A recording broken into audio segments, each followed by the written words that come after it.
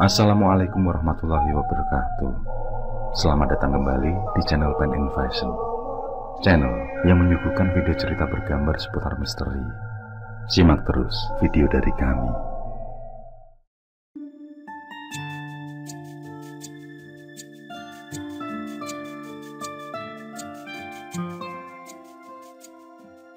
Warung pecel di ujung gang itu tampak lebih ramai dari biasanya, padahal pecelnya sendiri sudah habis. Terlihat dari beberapa pelanggan yang balik kanan setelah pemilik warung mengatakan, "Maaf bosku, pecelnya habis. Tinggal tersisa kerupuk melempem. Gratis kalau mau." Tentu saja kata-kata Mbak Janel itu membuat pelanggan yang kecewa terpaksa tersenyum juga. "Mbak Cenil, kabar yang aku terima, katanya Indri kemarin kesurupan lagi." Seorang perempuan dengan tubuh tambun menanyakan sebuah perihal. Yang ditanya masih sibuk menata piring gelas yang baru saja dicuci. Rupanya perempuan tambun itu gusar karena pertanyaannya tidak segera dijawab. Dia mengulang lagi pertanyaan yang sama. "Bukan kesurupan Mbak Menu, tapi mengigau. Lawong Mbak Indrinya cerita sendiri sama aku kok." Akhirnya ada seseorang yang menjawab pertanyaan perempuan bernama Meno itu.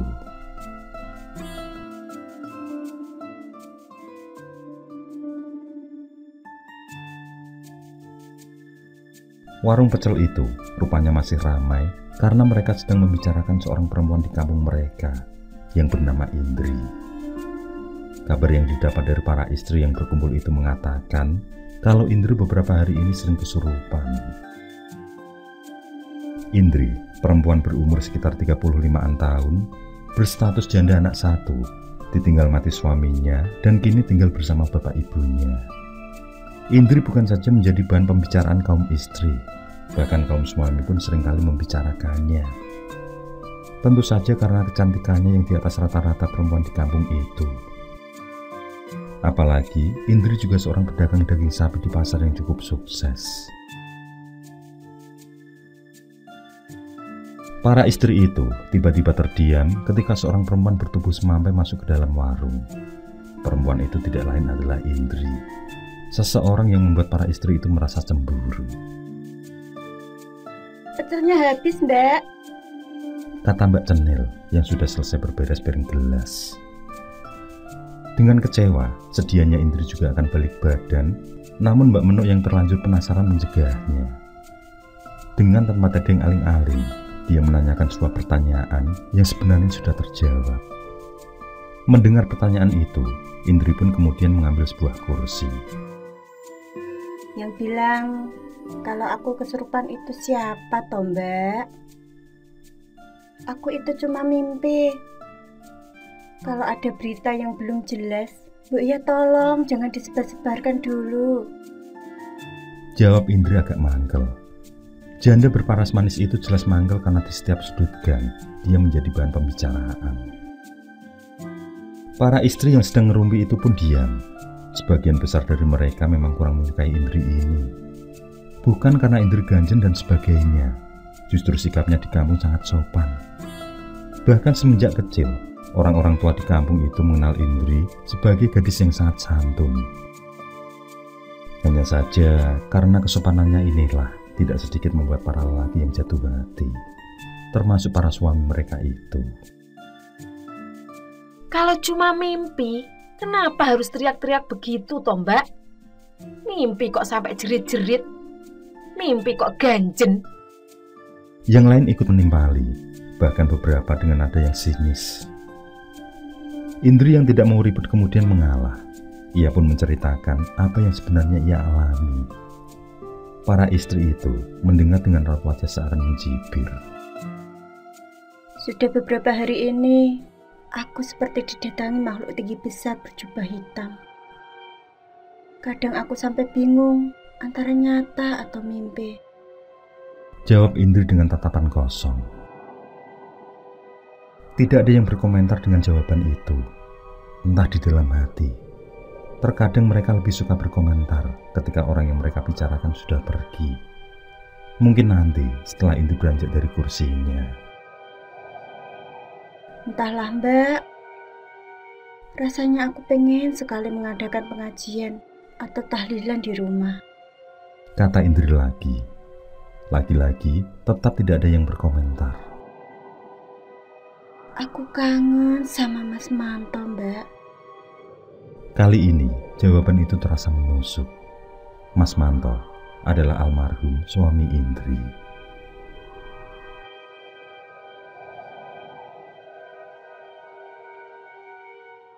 Merasa tidak ada yang merespek dengan kedatangannya, Indri pun berpamitan. Ia memang merasakan semenjak suaminya meninggal 3 tahun yang lalu, tidak sedikit kaum para istri yang berubah sikapnya. Dalam hati ia bertanya-tanya, apakah salah menjadi janda? Toh, ia menjadi janda karena ditinggal mati, bukan janda cerai. Seharusnya mereka menjaga suaminya agar tidak tergoda wanita lain. Apalagi ia jarang keluar rumah. Setelah berjualan daging, ia pun langsung pulang, kecuali bila ada pesanan. Tidak lain karena ia menjaga diri dari gunjingan yang tidak benar. Indri tiba-tiba teringat. Beberapa bulan yang lalu ada istri tetangganya yang tiba-tiba melabrak di rumah. Menuduhnya berselingkuh dengan suami si pelabrak. Dan jelas, secara tegas, Indri menampik tuduhan jahat itu.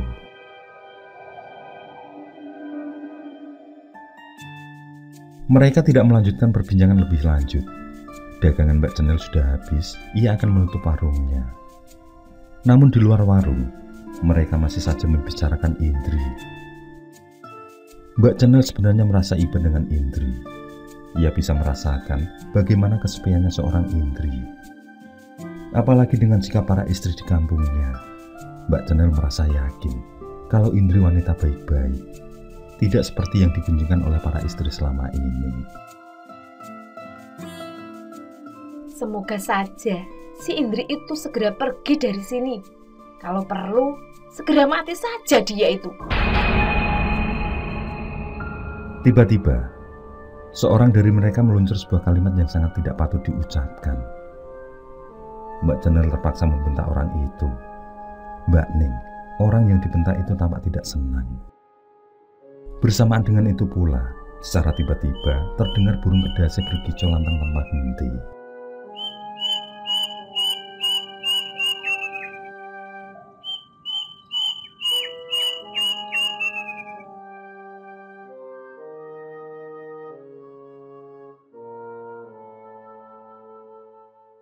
Pak, aku pengen sekali mengadakan pengajian, Pak. Begitu sampai di rumah, Indri mengungkapkan maksud hati pada bapaknya.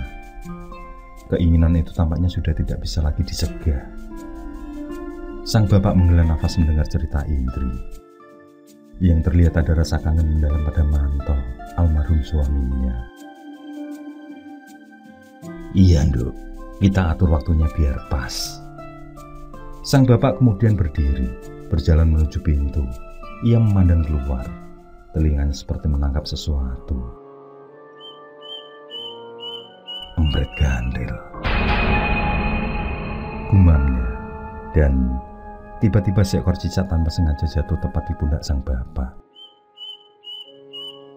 Burung kedasi itu kembali berkicau ketika Indri masuk kamar. Tapi tentu saja tidak ada yang mengindahkan kicauan itu. Lain hal dengan Pak Koco yang mulai merasakan ada sesuatu akan terjadi. Sesuatu yang merasakan hatinya dan mungkin tidak baik. Pak Koco pun menghela nafas. Beliau hanya bisa berdoa di dalam hati. Ya Allah Gusti, lindungilah keluarga kami. Hindarkan dari segala bebendu dan rindu yang mengancam keluarga kami. Doa itu selesai terucap ketika beliau mendengar suara benda bercak pecah. Ketika beliau ke belakang, ternyata suara itu berasal dari piring yang terlepas dari pegangan istrinya ketika dicuci. Bu Koco hanya ternganga menyadari piring dalam pegangannya jatuh dan pecah berhamburan. Pak Ne, arep ono apa iki Pak Ne? Bu Koco tanpa sadar bertanya dengan nada gemetar. Pak Koco mencoba menenangkan perasaan istrinya. Walau sejujurnya dalam hati, Pak Koco sendiri sedang merasakan sesuatu yang sangat meresahkan hati. Semalam beliau juga bermimpi. Dalam mimpinya itu, beliau sedang punya hajat besar, yaitu pernikahan Indri dan Manto. Menurut sesepuhnya dulu, mimpi hajat pernikahan berarti adalah sebuah duka. Dalam kekalutan itu, kicau burung kedasi terdengar semakin nyaring.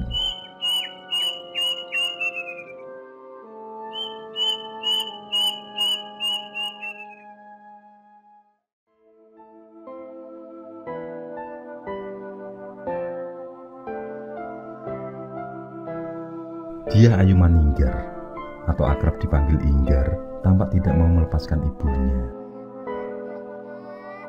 Bocah berumur 3 tahun itu menangis keras-keras tidak mau lepas dari gendongan sang ibu. Padahal siang itu sedianya Indri akan mengantar daging sapi pesanan dari pelanggannya. Indri pun menurut, digendong anaknya sampai tertidur dengan pulas. Ia peluk anaknya itu seakan tidak ingin berpisah. Ia ciumi keningnya.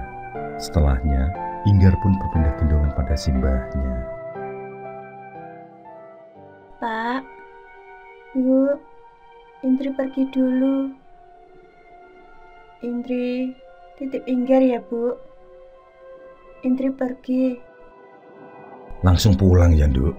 Jangan malam-malam. Lagi rawan begal sekarang ini, kata Pak Koco mewanti-wanti. Indri tidak membantah. Sepeda motor yang baru dibeli 4 bulanan itu pun meluncur pelan. Pak Koco dan istrinya melepas kepergian Indri dengan hati yang cemas. Ada perasaan lain yang tidak bisa mereka ungkapkan. Ada perasaan agar mereka menahan Indri untuk tidak pergi sore hari itu.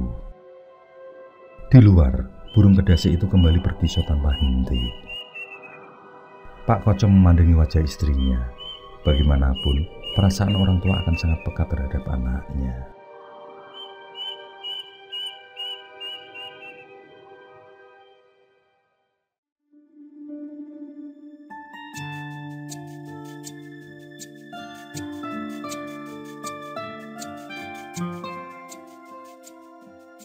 Seorang petugas berpakaian dinas tampak menerangkan orang-orang yang akan lewat jembatan penghubung desa, termasuk Indri, bahwa untuk sementara jembatan tidak boleh dilewati. 2 hari yang lalu setelah hujan deras, pondasinya terkikis air. Cukup membahayakan bagi para pengguna. Dengan sangat terpaksa, Indri dan orang-orang pun harus memutar. Apalagi jalan memutar untuk menuju kampung pelanggannya itu terbilang jauh, hampir 7 km. Maka melajulah kembali sepeda motor yang dikendarai Indri, menyusuri jalan aspal yang terkadang nyaris tidak berbentuk. Berlubang di sana-sini, seperti manisan gula kacang.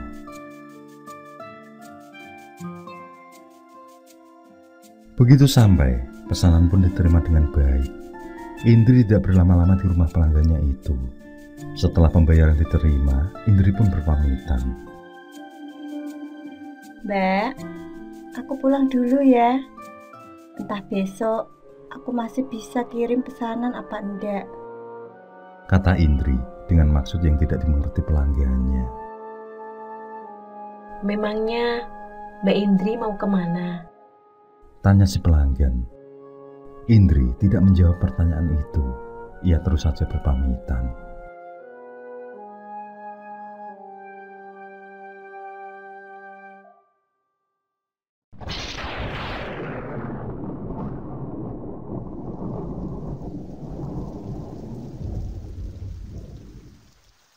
Belum juga 15 menit perjalanan pulang, hujan turun dengan derasnya. Tidak mau basah kuyup, Indri pun menghentikan sepeda motornya di sebuah gubuk di pinggir jalan. Mungkin gubuk milik petani. Jalan memutar yang Indri pilih itu memang jauh dari perkampungan. Apalagi jalan yang ia lalui tergolong rusak parah. Meski begitu, jalan itulah yang terdekat untuk menuju rumah pelanggannya. Hujan masih sangat deras. Sementara petir menggelegar tidak kalah dahsyat. 10 menit berlalu, hujan tidak kunjung reda. Pada saat itulah, 2 sepeda motor berhenti tepat di depan gubuk tempat Indri berteduh. 4 penumpangnya turun dan langsung menyerok masuk ke dalam. Indri tidak berpikir apa-apa selain bahwa mereka juga numpang berteduh. Indri menyapa mereka.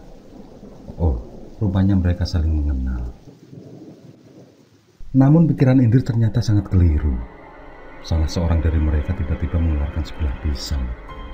Pisau itu langsung ditempelkan di lehernya. Indri tidak berkutik. Namun ia mengatakan kalau sampai mereka berani macam-macam, akan ia laporkan pada polisi. Tapi sepertinya keempat orang yang sedang dalam keadaan mabuk itu bukan saja menginginkan uang. Lebih dari itu, mereka ingin tubuh Indri yang molek. Maka dengan beringas, mereka mulai menggerayangi tubuh Indri. Sadar bahwa kehormatannya yang terancam, Indri pun berontak. Tanpa rasa takut sedikit pun, ia pukul wajah si lelaki yang sudah hampir berada di atasnya. Pukulan itu tidak keras memang, namun karena tepat mengenai mata si lelaki, tak urung si lelaki pun mengerang. Kesempatan itu berhasil dimanfaatkan untuk meloloskan diri. Indri berlari sambil berteriak sekeras-kerasnya. Namun teriakan yang keras itu rupanya masih kalah oleh suara gemuruh dari derasnya hujan. Keempat lelaki itu tidak ingin buruannya kabur begitu saja. Apalagi Indri jelas-jelas mengenali mereka. 2 orang di antara mereka pun mengejar, masing-masing membawa sebilah pisau.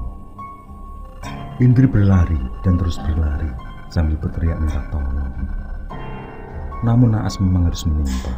Di sebuah tikungan, seorang di antara lelaki itu berhasil mengejar Indri. Lelaki yang kesetanan itu menusukkan pisau ke pinggang Indri.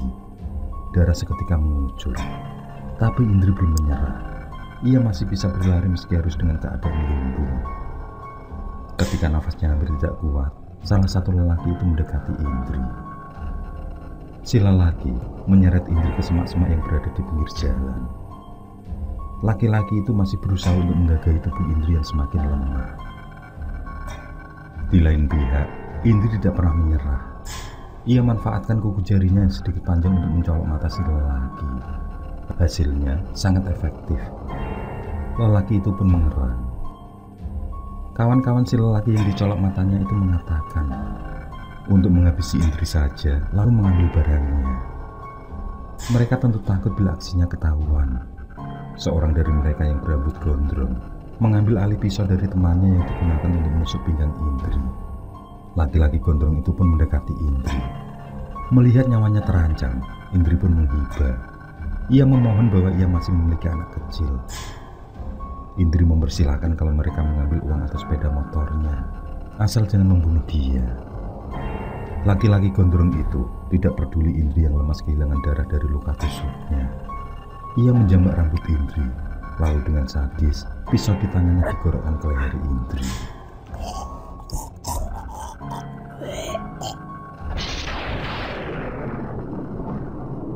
Leher itu pun menganga lebar. Hujan deras juga putar menjadi saksi. Di pinggir jalan itu darah Indri mengalir. Nyawa pun berpisah dengan badan. Indri meregang nyawa dalam keadaan yang sangat memilukan. Sementara itu, ketika azan maghrib telah berkumandang dan Indri belum juga pulang, kedua orang tuanya pun semakin resah. Apalagi ponsel yang dibawa Indri tidak bisa dihubungi. Perasaan gelisah semakin membayang ketika si pelanggan yang ditelepon mengatakan Indri hanya sebentar di sana, mengantar pesanan lalu berpamitan pulang.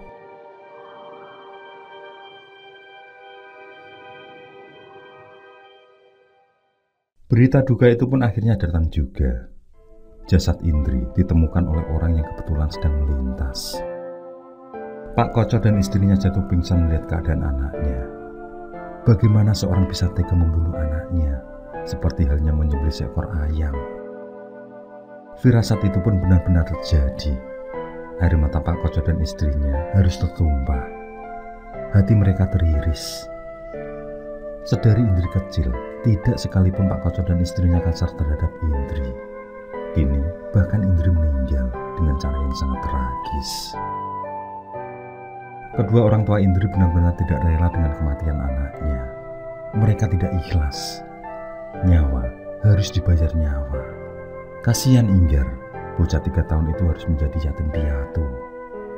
Orang-orang di kampung tempat tinggal Indri pun bergabung, bendera putih pun berkibar.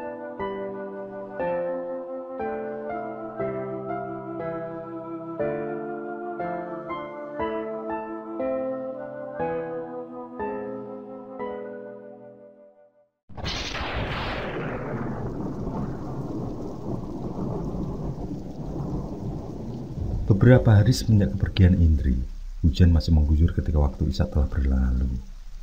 Menuk sepertinya sedang gelisah di kamarnya. Ia hanya sendiri di rumah. Suaminya yang bekerja sebagai sopir truk sedang mengirim barang keluar kota.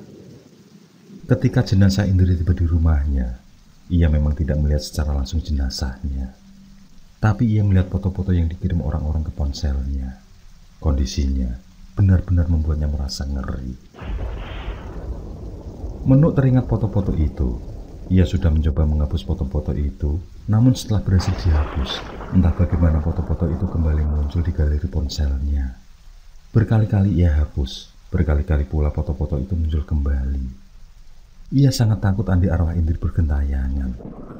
Bulu kuduknya tiba-tiba meremang. Sayup-sayup, ia seperti mendengar suara seorang memanggilnya. Mbak Menuk, Mbak Menuk. Suara itu beberapa kali terdengar, terkadang jauh, terkadang sangat dekat. Menuk tersentak kaget ketika kaca jendelanya berbunyi. Ada yang sedang mengetuk kaca jendela itu. Biasanya sih kerjaan Yaton, tetangganya. Yaton memang kerap main ke rumah Menuk. Menuk yang ketakutan pun memberanikan diri, mengintip dari balik gorden jendelanya. Namun betapapun ia memicikan mata, keadaan yang gelap membuatnya tidak bisa melihat apa-apa. Ia masih yakin bahwa yang mengetuk kaca jendelanya adalah Yaton. Maka Menuk pun mematikan lampu kamar, berharap ia melihat keadaan di luar. Awalnya, ia masih belum bisa melihat apa-apa. Namun perlahan, Menuk bisa melihat seseorang berdiri di bawah pohon jambu samping rumahnya. Ia kembali memastikan apakah yang sedang berdiri itu Yaton, karena orang itu tampaknya berdiri membelakangi. Setelah beberapa kali Menuk memicingkan mata, akhirnya ia meyakini bahwa Yaton sedang menunggunya di luar. Menuk pun melangkah keluar kamar. Ia berniat menghampiri Yaton. Syukurlah, Yaton sudah pulang, bisa jadi teman ngobrol, pikirnya. Sebab siangnya, Menuk mengetahui kalau Yaton sedang menengok mertuanya yang sedang sakit. Yaton bilang mungkin besok baru kembali. Menuk sudah berada di bawah pohon jambu tempat ia melihat Yaton berdiri. Namun sesampainya di sana, ia tidak melihat orang yang ia maksud. Menuk pun memanggil-manggil tetangganya itu. Namun sampai 2 kali panggilan, Yaton tidak juga segera menjawab.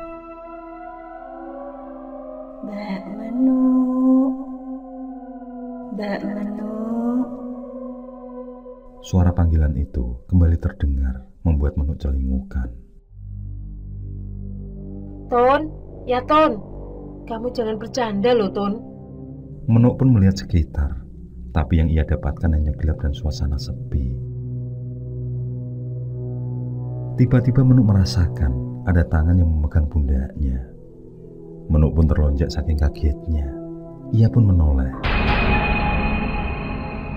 Tapi Menuk tidak melihat siapapun di sana.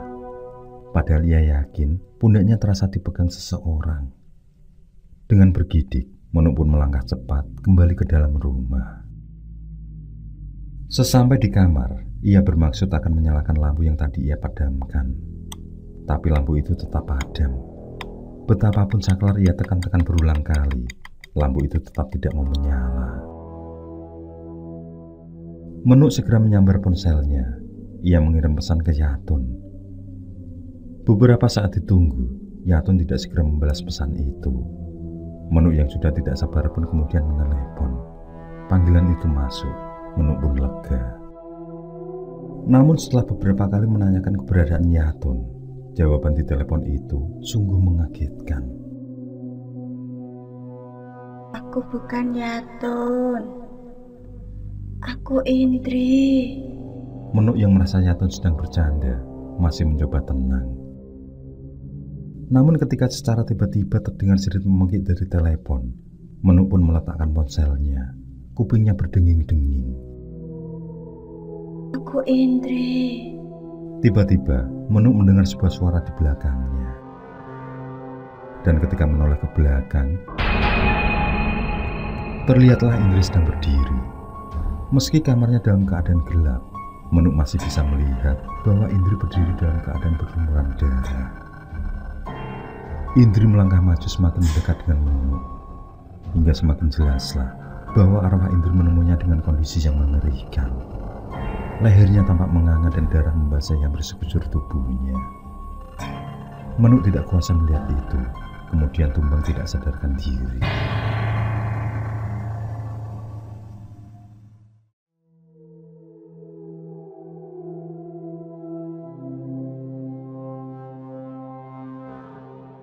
Kejadian serupa juga dialami Mbak Ning, tetangga yang memang sangat membenci Indri. Bukan saja karena ia merasa kalah cantik, tapi Mbak Ning dan Indri memang sama-sama berjualan daging sapi di pasar. Mbak Ning merasa dagangan Indri lebih cepat laku dibanding dagangannya, apalagi dengan omset yang lebih besar pula. Padahal yang sebenarnya adalah karena Indri memang jauh lebih ramah dalam berjualan dibanding Mbak Ning. Mbak Ning baru saja akan masuk rumah sore itu ketika ada seorang yang menyapanya. Monggo Mbak Ning. Spontan Mbak Ning pun menoleh. Di halaman rumahnya itulah Mbak Ning dengan jelas melihat Indri sedang berdiri. Wajah Indri sangat pucat, sorot matanya sayu dan kosong. Mbak Ning yang sudah sadar bahwa Indri sudah meninggal beberapa hari yang lalu, spontan menjerit dengan keras. Herannya, meski ia telah menjerit keras, suaminya yang berada di dalam rumah tidak mendengarnya. Sosok Indri yang pucat itu kemudian mendekat ke arah Mbak Ning yang semakin ketakutan. Ia melangkah mundur. Tepat ketika Mbak Ning yang gemetaran itu sampai di pintu rumah, azan maghrib pun berkumandang. Sosok Indri tiba-tiba lengah. Mbak Ning pun masuk rumah sambil berteriak ketakutan. Suaminya yang sedang bersantai seketika itu juga mendatangi istrinya. Ia melihat istrinya gagu tidak bisa berkata. Belum si suami mengetahui apa yang terjadi, Mbak Ning ambruk tidak sadarkan diri.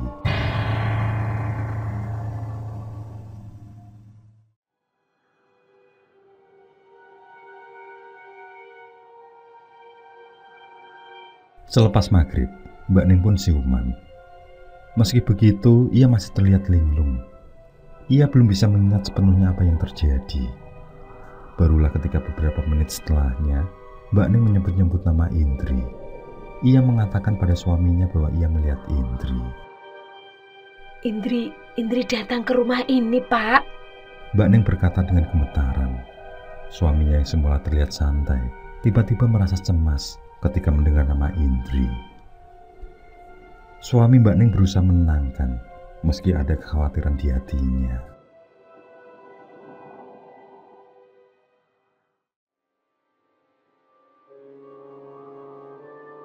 Meskipun sedikit trauma, Mbak Ning berusaha melupakan kejadian tadi sore. Beruntunglah, ia melihat Indri masih dengan keadaan yang utuh. Andai sosok itu datang dengan kondisi seperti yang ditemukan, Mbak Ning bergidik ngeri membayangkan. Di sampingnya, sang suami rupanya sudah tertidur lelap. Tapi ia sendiri sampai jam 11 malam ini masih belum merasakan kantuk sedikit pun. Mbak Ning hanya membolak-balikkan badan, berusaha terpejam, namun justru bayang-bayang Indri semakin kuat menjelma dalam ingatan. Pak Nih, tolong temani aku, Pak Nih. Aku kebelet pipis, kata Mbak Ning sambil menggerak-gerakkan tubuh suaminya. Tapi suaminya terlanjur pulas. Tidak mau menahan lebih lama, dengan sedikit berlari, Mbak Ning pun menuju ke kamar mandi. Saat di dalam kamar mandi itulah, lirih terdengar suara perempuan menangis. Suara tangis itu kadang hilang, kadang sangat jelas dan terasa dekat. Mbak Ning pun buru-buru menyelesaikan hajatnya. Hajat selesai, ia harus segera kembali ke kamar. Mbak Ning sudah berada di ruang tengah ketika seorang perempuan terlihat melintas masuk ke kamar. Jantung Mbak Ning kembali berdegup kencang. Ragu-ragu ia hendak melangkah. Siapa di dalam kamar? Tanyanya dalam hati. Namun rasa takut sudah tidak terbendung lagi. Ia harus segera masuk kamar karena di sana aman, ada suaminya. Mbak Ning segera meloncat ke tempat tidur. Ia berlindung di balik punggung suaminya. Namun sebuah suara kembali mengganggunya. Suara itu terdengar seperti benda-benda bergelotakan.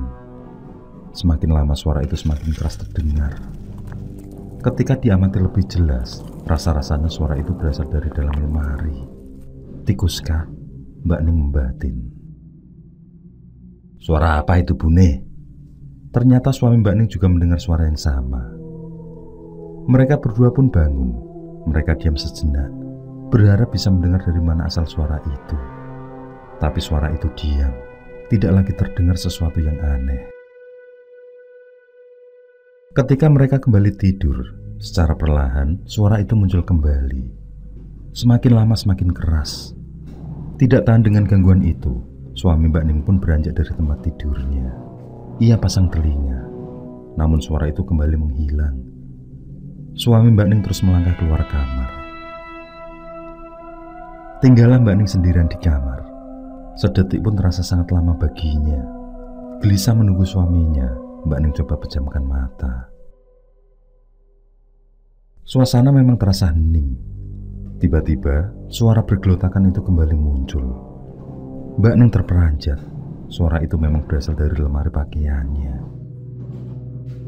Mbak Ning sebenarnya akan menunggu suaminya. Tapi terbawa rasa penasaran, ia pun nekat membuka lemari pakaiannya.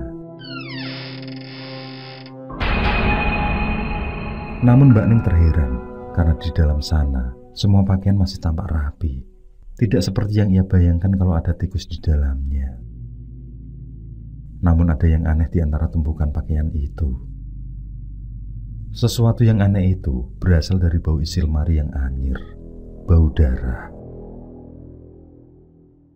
Mbak Ning merasakan perutnya menjadi sangat mual. Hampir saja ia muntah. Pada saat ia akan menutup lemari itulah, ia melihat darah yang telah mengotori pakaian. Bahkan darah itu telah memenuhi kayu dinding lemari. Tidak kuasa melihat sesuatu yang di luar nalarnya itu, Mbak Ning pun menjerit keras. Saat itu suaminya telah berada kembali di dalam kamar. Suami Mbak Ning segera menanyakan apa yang terjadi. Mbak Ning yang dirundung ketakutan itu hanya menunjuk-nunjuk ke dalam lemari. Suami Mbak Ning melihat ke dalam lemari yang ditunjuk oleh istrinya. Sang suami merasa aneh karena di dalam sana tidak menemukan apapun yang sekiranya membuat takut. Tidak ada apa-apa di dalam gitu kok. Kamu itu takut apa?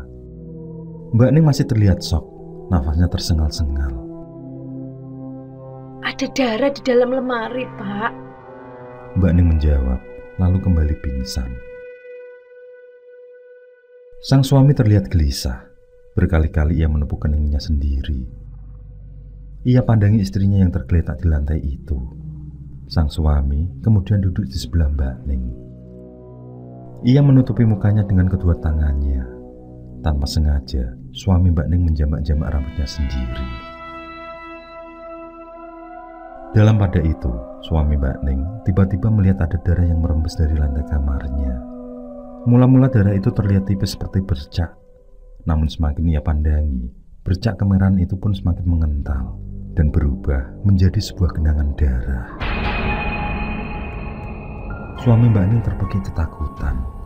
Ia melompat ke atas ranjang. Namun, spray di ranjang itu kini pun sudah basah oleh darah. Darah bukan hanya membasahi spray. Darah itu terlihat di mana-mana.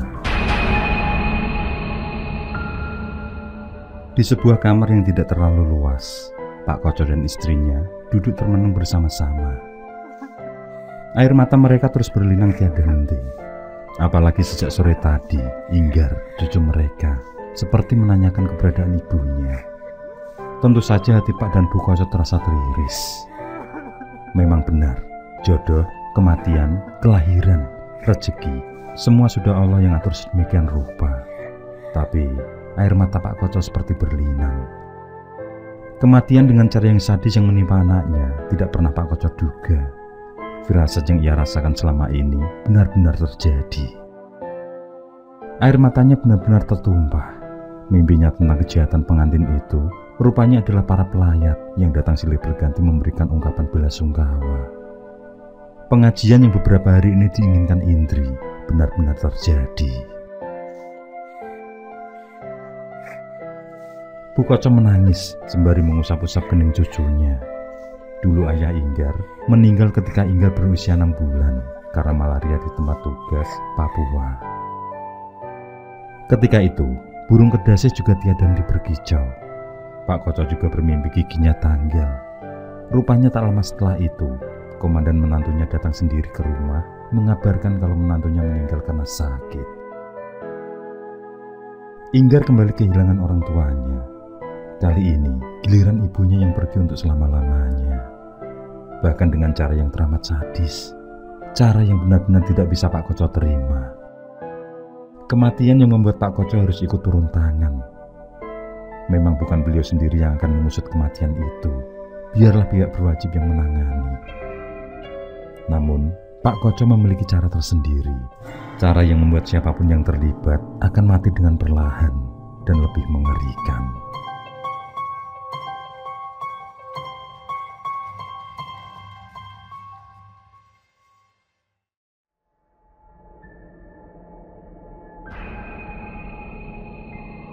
Perihal kematian Indri yang sangat tragis memang telah menyebar hingga kampung-kampung sebelah. Bukan itu saja, arwah Indri dikabarkan telah bergentayangan untuk menemukan orang yang membunuhnya. Sementara itu, pihak kepolisian masih kesulitan untuk mengungkap kasus pembunuhan itu. Hujan deras rupanya telah mengaburkan petunjuk-petunjuk yang bisa digunakan untuk mengungkap siapa pelaku sebenarnya. Yang pasti, motif sementara dari pembunuhan itu adalah perampokan. Polisi masih mencari-cari di mana sepeda motor yang dipakai Indri terakhir kali, seperti yang disampaikan oleh Pak Koco. Polisi berharap ketika sepeda motor itu ketemu, maka dari sanalah dia bisa mencari petunjuk siapa penerima atau penanda sepeda motor itu.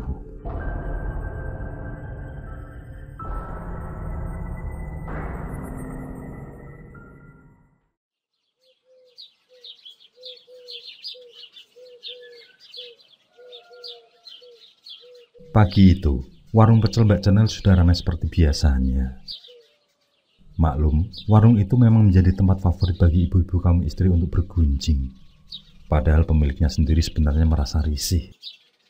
Mbak Cenel membiarkan saja karena mereka adalah para pelanggan setianya. Tanpa mereka, dagangannya tidak akan selaris ini. Jadi bila mana tidak benar-benar sangat keterlaluan, Mbak Cenel memang membiarkan mereka. Pagi itu Menuk bercerita dengan berapi-api. Beberapa ibu yang berkumpul mendengarkan dengan sungguh-sungguh. Apalagi Yatun yang ikut terlibat dalam cerita Menuk. Mendengar penuturan tetangganya itu, hati Yatun pun ikut merasakan was-was. Bulu tengkuknya meremang. Ia tidak menyangka kalau arwah Indri bergentayangan. Mbak Ning yang saat itu baru saja berbelanja sayur rupanya ikut nimbrung di sana. Setelah Menuk menceritakan kejadian yang dialaminya, kini giliran Mbak Ning yang berapi-api membagikan kisah. Bedanya, kalau Menuk menceritakan secara apa adanya, lain halnya dengan Mbak Ning yang ditambah bumbu di sana-sini. Sementara yang lain hanya diam mendengarkan. Memangnya, kalian apa tidak diganggu sama arwah Indri itu? Tanya Mbak Ning. Yang ditanyanya saling pandang. Mereka memang tidak merasa diganggu atau melihat penampakan Indri. Meski begitu, mendengar cerita Menuk dan Mbak Ning, ada rasa takut juga di hati mereka. Sudah ada kabar belum ya? Sudah sepekan lebih, pembunuhnya belum tertangkap. Mbak Cenel coba mengalihkan pembahasan. Alah Mbak, lo ya Mbok Ben, biarkan saja. Janda seperti Indri itu memang layak mati kok. Mbak Ning menjawab dengan nada yang tidak enak. Mbak Cenel tampak tidak senang dengan jawaban itu. Ia mengatakan bahwa bagaimanapun Indri sudah almarhum. Tidak etis kalau membicarakan kesalahan-kesalahan atau keburukan dia. Jawaban balasan dari Mbak Cenil ini justru memantik amarah dari Mbak Ning. Dengan penuh emosi, Mbak Ning justru mengatakan, Mbak Cenil tidak usah membela Indri. Apa karena berstatus yang sama, sehingga apapun yang dilakukan Indri, selalu Mbak Cenil bela. Yang namanya janda, semua sama, gatal semua. Perdebatan yang mulanya biasa saja, tiba-tiba berubah menjadi pertengkaran yang panas dan ramai. Mbak Cenil tentu saja tidak terima dikatakan sebagai wanita gatal. Ia mengakui kalau ia memang seorang janda, tapi sama halnya seperti Indri, ia menjadi janda karena ditinggal mati suaminya. Dan ia bukanlah wanita gatal seperti yang dituduhkan Mbak Ning. Perang kata-kata kotor dan kasar pun tidak terelakkan. Beruntungnya, para pelanggan yang sedang jajan di warung itu, dengan sigap mereka segera melerai pertengkaran yang hampir saja berubah menjadi sebuah perkelahian. Mbak Ning pun pulang dengan hati mendongkol. Mukanya ditekuk masam. Ia masih tidak bisa mengerti bagaimana seorang Cenil membela Indri seperti itu. Dalam hati, ia menyumpah serapah semoga dagangan si Cenil itu menjadi tidak laku. Kalau tidak laku, bagaimana bisa ia menyekolahkan anaknya? Paling-paling jadi pengemis.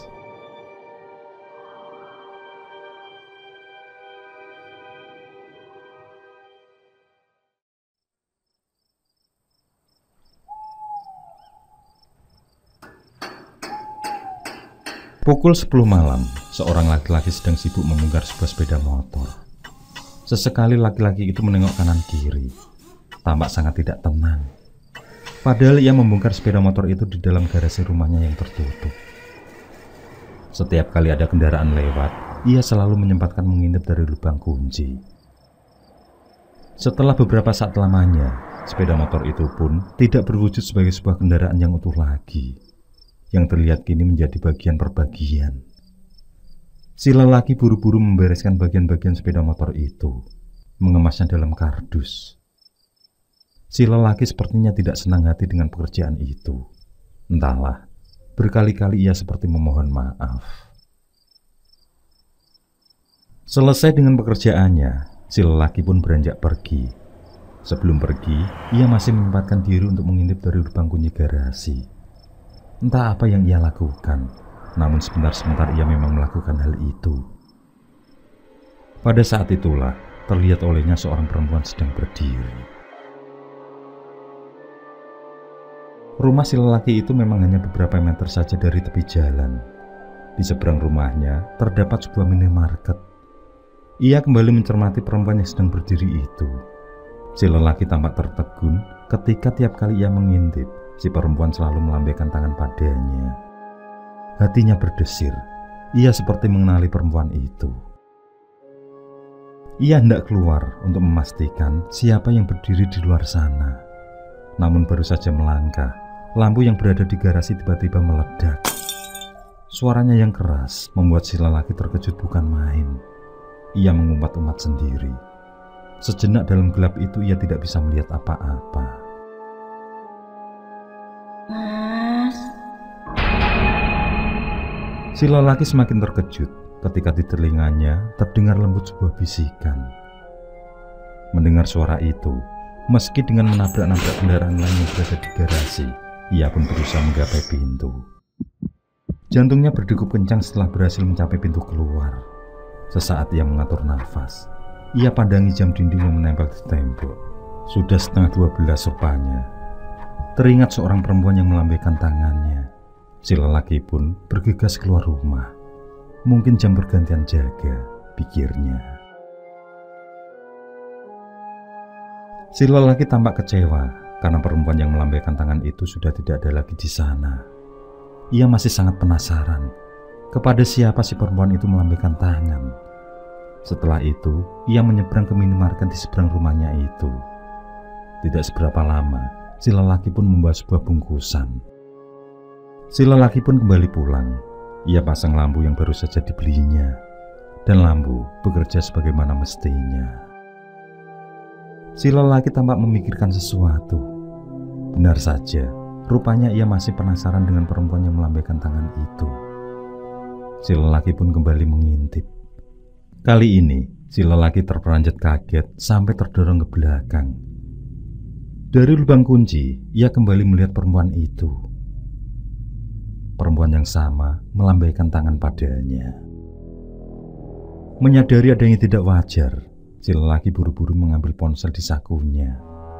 Ia akan menghubungi seseorang, namun orang yang dihubungi itu rupanya tidak mengangkat telepon. Si lelaki pun beranjak dari garasi. Baru selangkah hendak keluar, lampu garasi yang baru saja ia beli tiba-tiba kembali meletup dan pecah berantakan. Si lelaki tidak lagi memperdulikan lampunya yang berantakan. Ia tetap saja melangkah keluar. Pada saat yang bersamaan,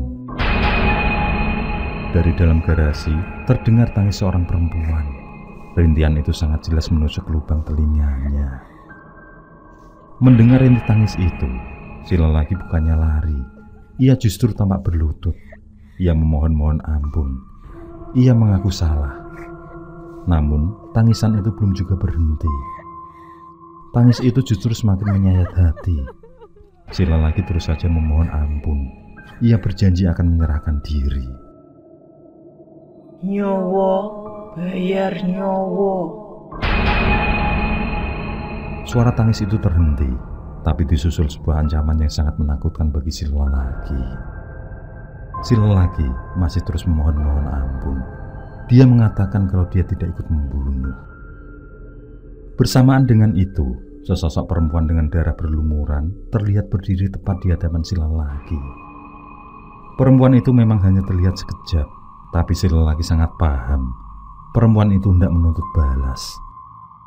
Si lelaki meratap-ratap. Hatinya mengatakan besok akan menyerahkan diri. Dengan begitu, ia berharap hidupnya kembali tenang. Ia memang bersalah, dan kesalahan itu akan ia tebus.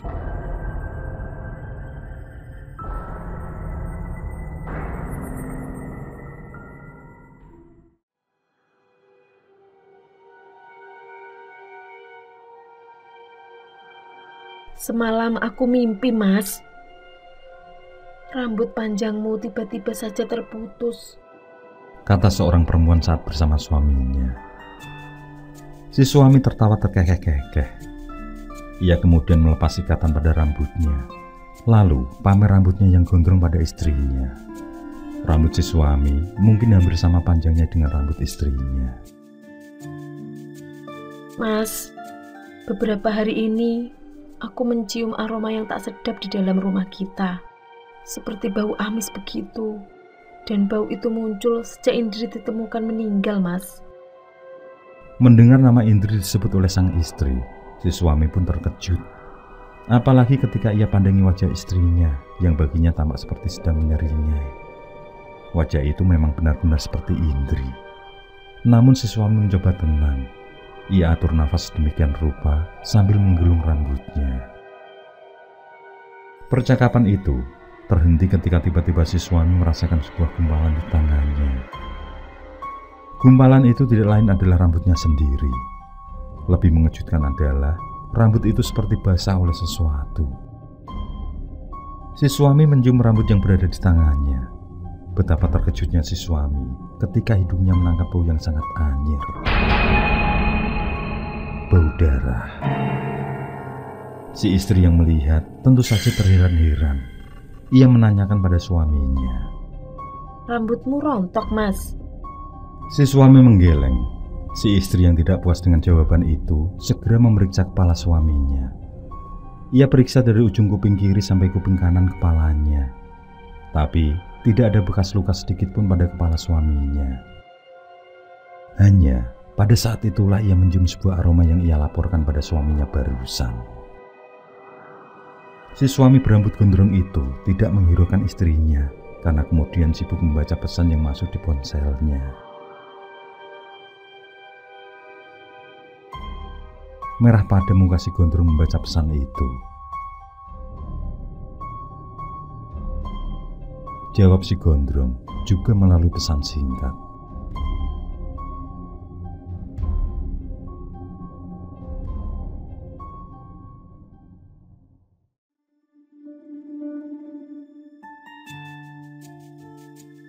Mas, aku kok mimpi kamu nyebrang laut.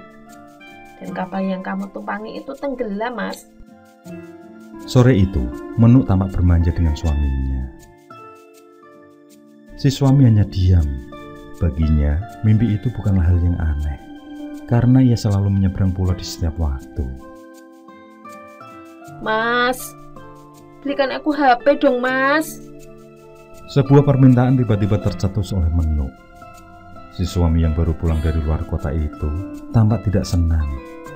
Baru beberapa bulan lalu Menuk minta dibelikan HP baru. Sekarang sudah minta lagi. Apalagi HP yang dipakai Menuk, termasuk HP yang memiliki spesifikasi tinggi, mahal.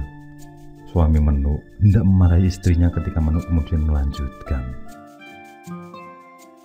Aku takut, Mas. Foto-foto jenazah Indri tidak bisa aku hapus dari galeri. Aku takut dia mengganggu lagi. Lagi-lagi, ketika Menuk menyebut nama itu, si suami merasa bergetar. Ada rasa yang tidak nyaman. Lalu dengan cepat, ia akan menjual HP istrinya untuk dibelikan yang baru. Menuk pun tersenyum lebar. Menuk yang dijanjikan akan dibelikan HP baru pun bisa tidur dengan nyenyak. Si suami memandangi istrinya yang tambun itu. Ada semacam pikiran yang gelisah ia rasakan. Bingung harus berbuat apa, ia pun mengambil ponselnya, lalu lewat pesan singkat, ia menanyakan pada seseorang.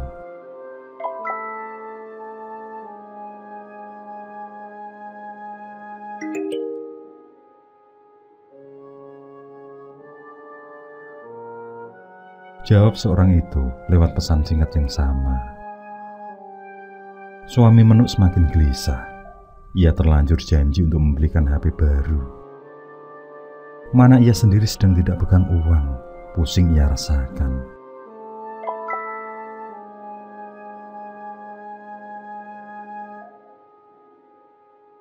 Ia letakkan ponselnya. Ia teringat keluh Menuk barusan. Di galerinya terdapat foto-foto Indri beberapa saat setelah ditemukan. Suami Menuk lantas membuka HP istrinya itu. Benar saja, di galerinya terdapat beberapa foto jenazah Indri.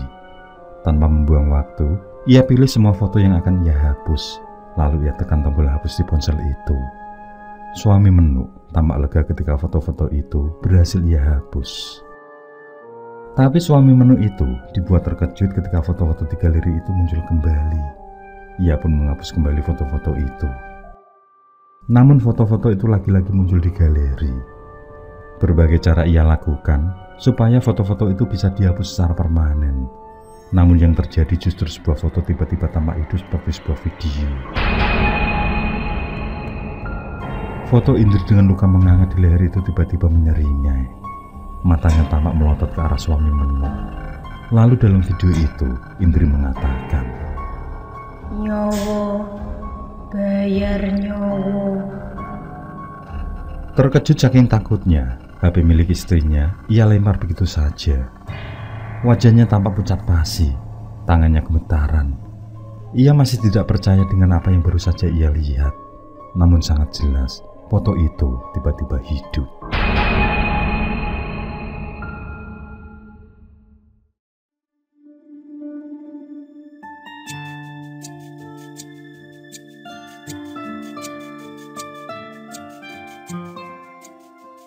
Aku berangkat dulu, sudah kesiangan. Pagi sekali, suami Menuk berpamitan. Ada rasa gugup dan gelisah terlihat pada raut mukanya. Pada saat itu, terdengar pula burung kedasi berkicau tanpa henti. Mas, Mbok ya hari ini ndak usah berangkat toh, Mas. Aku khawatir loh, Mas. Menuk merajuk. Ia melanjutkan kalau semalam juga bermimpi hal yang sama, yakni suaminya menyeberang laut, tapi di tengah-tengah kapal yang ditumpanginya tenggelam. Suami Menuk tidak menghiraukan ucapan istrinya. Sepeda motor buru-buru ia pacu. Tujuannya tidak lain pangkalan truk milik bosnya. Burung kedasi kembali berkicau lantang.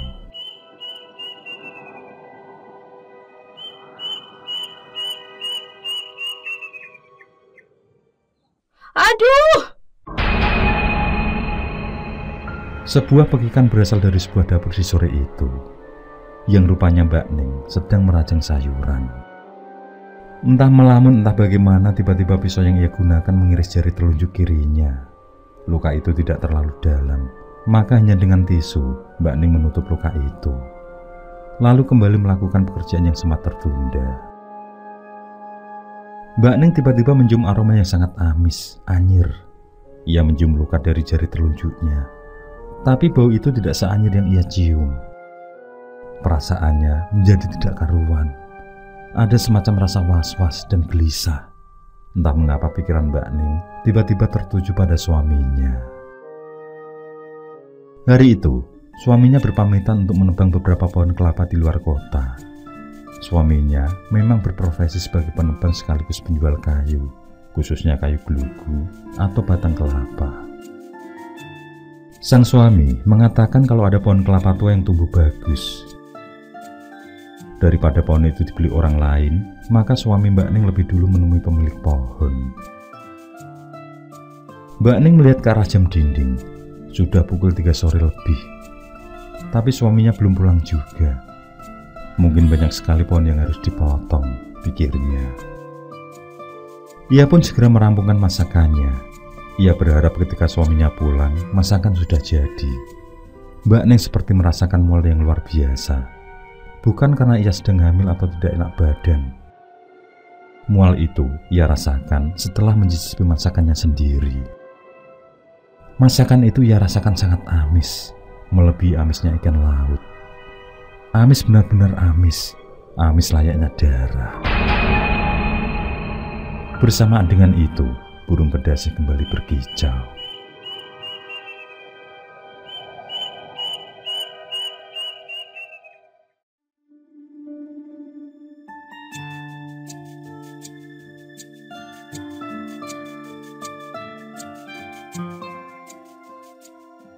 Di tempat kerjanya, suami Mbak Ning tersenyum girang. Bagaimana tidak, pohon-pohon kelapa yang ia tebang benar-benar berumur tua. Seratnya sudah sangat menghitam.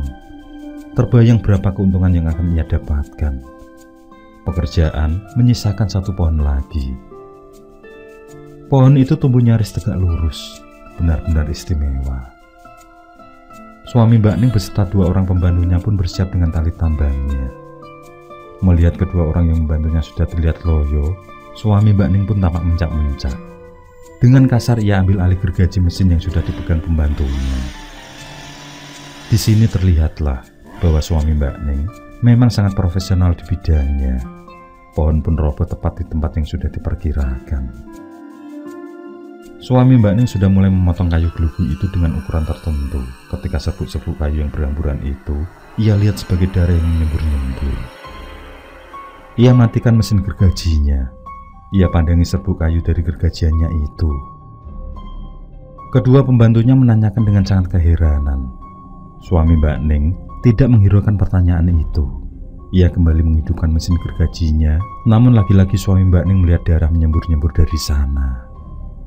Terlintaslah di benaknya saat ia menusuk pinggang Indri. Setelahnya ia menyaksikan sendiri bagaimana si gondrong dengan tanpa ampun menggorok leher Indri. Nyowo, bayar nyowo. Sebuah bisikan lembut tiba-tiba menusuk telinganya. Suami Mbak Ning tiba-tiba hilang kesadaran. Ia angkat gergaji yang masih menyala itu tinggi-tinggi. Kedua pembantunya belum mengerti apa yang akan dilakukan juragannya itu. Mereka bahkan tidak mengira bahwa juragannya akan melakukan tindakan konyol yang tidak masuk akal. Gergaji itu dibenamkan sendiri ke perutnya. Seketika itu pula, isi perut suami Mbak Ning berhamburan keluar. Tidak ada pekik atau teriakan kesakitan. Yang ada hanya tubuh yang menggelepar, bermandikan darah. Mata itu melotot, lalu tubuhnya diam untuk selamanya. Satu nyawa lunas telah dibayarkan.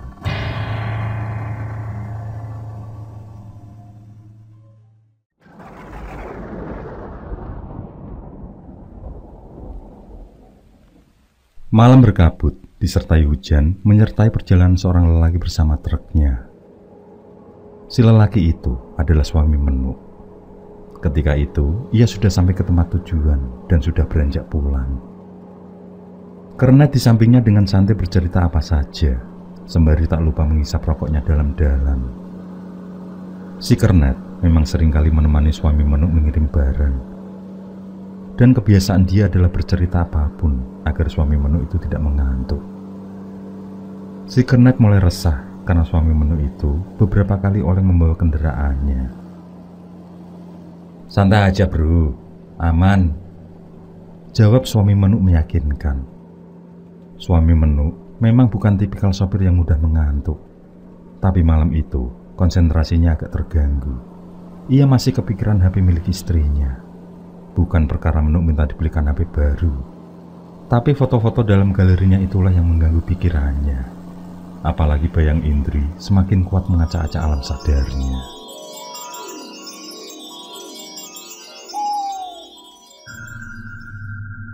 Bersama si Gondrong, Kudang suami Mbak Neng, dan Codet si bujangan yang maling motor, serta ia sendiri. Waktu itu adalah keadaan setengah mabuk. Mereka berempat sedianya akan membeli daging anjing buat teman mereka minum. Tapi daging anjing yang akan mereka beli rupanya sudah habis. Pulanglah mereka dengan kesal. Tanpa sengaja, mereka melihat Indri melintas. Saat itu mereka sedang pesta oplosan di tengah langganan mereka. Di hari itulah, dalam pikiran yang semeraut di bawah pengaruh oplosan itu, mereka melakukan sebuah tindakan di luar batas kemanusiaan. Tidak peduli lagi Indri adalah tetangga mereka. Dalam lamunannya itu, tanpa sadar suami Menuk melihat Indri dengan wajah pucat pasi menempel di dinding kaca. Darah Indri yang menyembur deras dari lehernya itu pun menutupi kaca. Akibatnya, ia tidak bisa melihat jalan. Suami Menuk panik dibuatnya. Ia tidak bisa menguasai kemudi. Truk tronton itu pun kembali oleng. Sang Kernet yang menyadari nyawanya terancam, tanpa pikir panjang membuka pintu dan meloncat keluar. Naas bagi suami Menuk, jalan menurun berkelok itu menjadi saksi truk tronton yang dikendarainya menerobos pagar pembatas.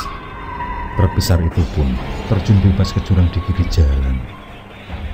Suara berdebu terdengar keras menggelegar. Tubuh suami Menuk itu pun hancur tergenjat badan truk. Satu nyawa lagi telah terbayar.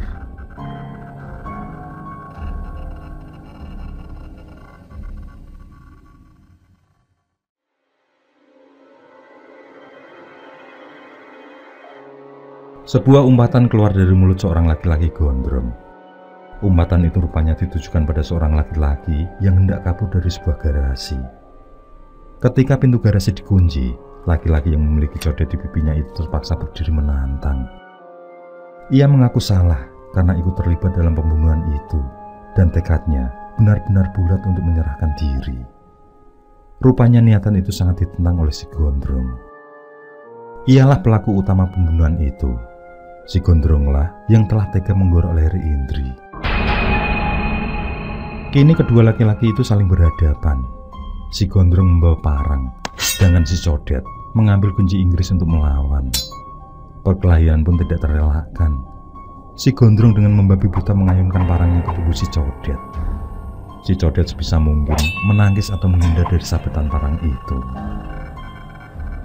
Sekali dua kali si Codet memang berhasil menghindar, tapi sabetan ketiga, keempat, dan seterusnya tetap saja mengenainya dengan telak. Tubuh si Codet mulai berdarah-darah, terkena sabetan parang si Gondrong. Terdengar di garasi rumahnya itu, ia melempar apa saja supaya bisa melukai atau minimal menjatuhkan parang yang dibawa si Gondrong. Tindakan si Codet justru membuat si Gondrong semakin beringas. Ia ayunkan parang ke kepala si Codet yang sudah nyaris tanpa perlawanan. Si Codet pun pasrah. Tapi Tuhan berkata lain. Si Gondrong yang tengah mengayunkan parangnya terpeleset tumpahan oli saat mereka saling berebut hidup mati. Si Gondrong pun jatuh tertelungkup. Parang di tangannya terlepas. Melihat itu, si Codet seperti mendapat angin segar. Dengan cepat parang ia ambil, lalu tanpa pikir panjang, ia bacokkan berulang kali ke kepala si Gondrong. Akibatnya, kepala itu pun terbelah dengan otak dan darah mengenang menjadi satu. 3 nyawa telah membayar tunai.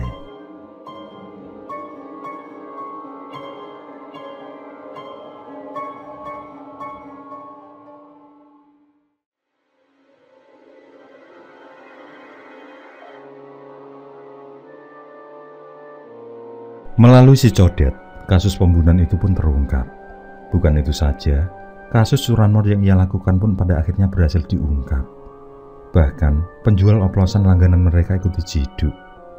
Ketika teman si Codet kini telah membayar apa yang mereka lakukan terhadap Indri. Ia sendiri merasa sangat bersalah, karena ia yang dipasrai untuk menjual sepeda motor milik Indri. Di balik jeruji besi, ia sangat menyesal. Bahkan seandainya Indri ingin kematiannya, ia akan dengan senang hati menyerahkan. Sosok Indri dengan penampakan berdarah-darah itu memang masih sering menghantui si Codet. Namun kenyataannya, si Codet tetap hidup. Kenyataan itulah yang membuatnya semakin menyesal akan perbuatannya selama ini. Dalam hati ia berjanji, ia akan berubah. Ia akan kembali ke jalan yang benar. Ia harus meniti jalan pulang. Ia akan pulang dengan niatan yang sungguh-sungguh.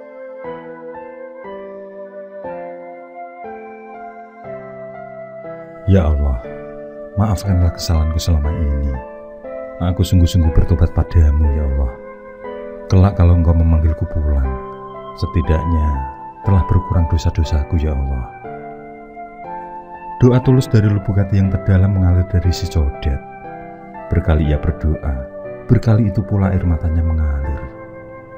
Tidak lupa ia juga mendoakan Indri serta ketiga temannya itu agar dosa-dosa mereka juga diampuni.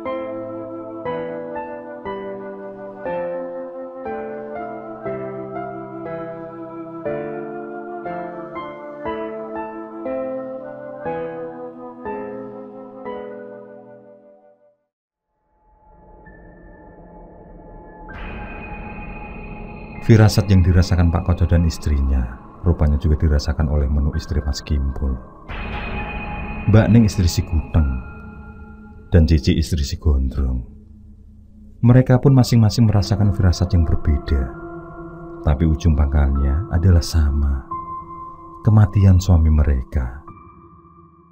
Bedanya dengan Indri adalah suami Indri meninggal dengan membawa nama harum, sedangkan suami Menu, Mbak Ning dan Cici, mereka meninggal dengan membawa coretan hitam. Kini mereka pun menjadi janda. Padahal selama ini mereka selalu mengolok Indri sebagai janda gatal, murahan, dan sebagainya. Kini keadaan itu sama. Entah bagaimana mereka akan menanggung malu atas perbuatan suami mereka.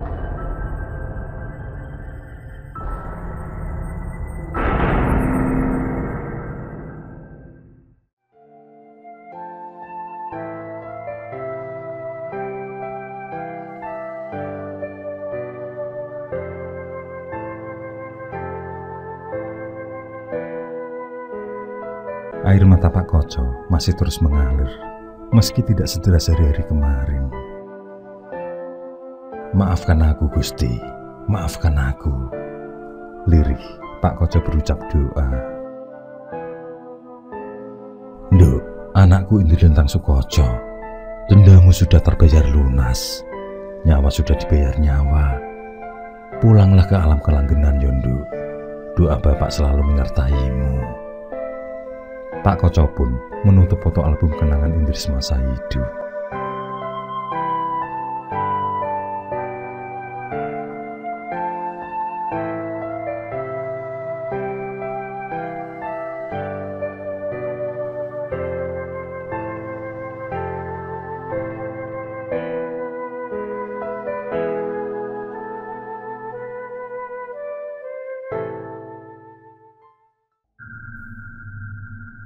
Oke, terima kasih. Semoga kawan-kawan terhibur, dan untuk ke depan, semoga channel ini bisa lebih baik lagi. Akhirul kalam, wassalamualaikum warahmatullahi wabarakatuh.